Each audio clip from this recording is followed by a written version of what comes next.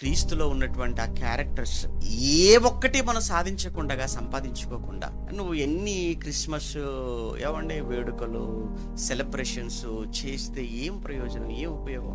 వాటి వలన మనకు ఏమండి తాత్కాలిక ఆనందం కలుగుతుంది. వల్ల చెప్తున్నాను, టెంపరరీ నీకు కలిగేటువంటి ఎంజాయ్ అది. కానీ నువ్వు ఎప్పుడైతే క్రీస్తులా మారేటువంటి ఆ ప్రయత్నంలో నువ్వు ఉంటావో, ఏమండి ఒకటి ఆలోచించండి. నిజంగా 25లోకి వెళ్లే ముందు క్రీస్తులో ఉన్నటువంటి మంచి క్యారెక్టర్స్ అన్ని ఒకవైపు రాసుకోండి.